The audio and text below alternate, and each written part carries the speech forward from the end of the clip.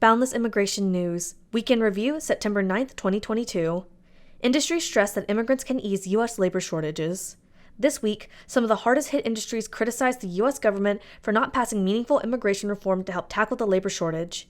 In the agricultural sector, farmers and farming advocates are pushing the Senate to pass the Farm Workforce Modernization Act, which would create a path to citizenship for foreign workers, grant legal status to undocumented laborers, and allow seasonal workers to legally remain in the country for longer. But Hostby says the complex U.S. immigration process is making it difficult to hire and retain enough workers.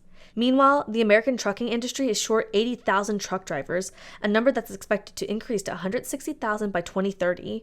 Foreign workers could be the answer to fill the gap. Canada has had a similar problem and plans to launch a visa program specifically aimed at foreign truck drivers, a model America could follow. Biden administration ends humanitarian parole for Afghan refugees. Beginning October 1, 2022, Afghan nationals will no longer be able to enter the U.S. using the humanitarian parole process, making a significant change in the U.S. government's approach to resettlement of Afghan evacuees following the collapse of the Afghan government and takeover by the Taliban in August 2021. Prior to this change, Afghan evacuees were typically admitted to the U.S. through a process known as parole. Of the approximately 86,000 Afghans who have been resettled in the U.S. since August 2021, roughly 90% were admitted via parole.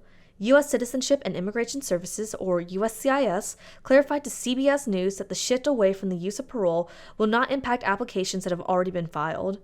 The government's main focus in the future will be to resettle 3 groups of Afghan evacuees who qualify for permanent residence under specific immigration programs, immediate relatives of U.S. citizens, residents, and Afghans already in the U.S., special immigrant visa holders, and the most vulnerable refugee applicants. DHS unveils final public charge rule.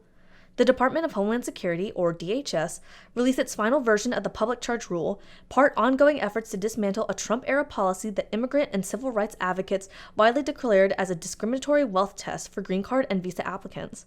The final rule formalized long-standing guidance with DHS that immigration officers use to decide whether an applicant is likely to become a public charge.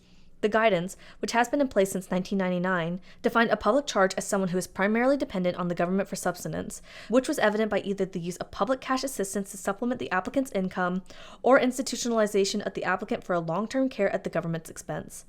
October Visa Bulletin, October retrogress for some Indian applicants.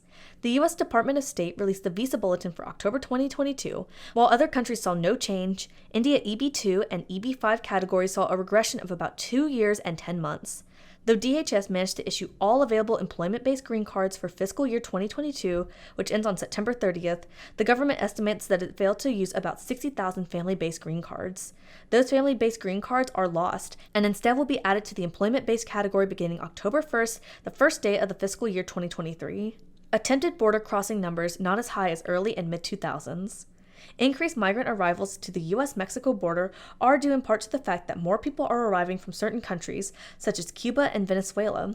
However, it is also the result of migrants attempting to enter the U.S. multiple times after being turned away at the border. Despite recent headlines, by some measurements, the latest migration wave is not unprecedented, and we saw more unlawful entries in the early and mid-2000s. Those are this week's top immigration news headlines.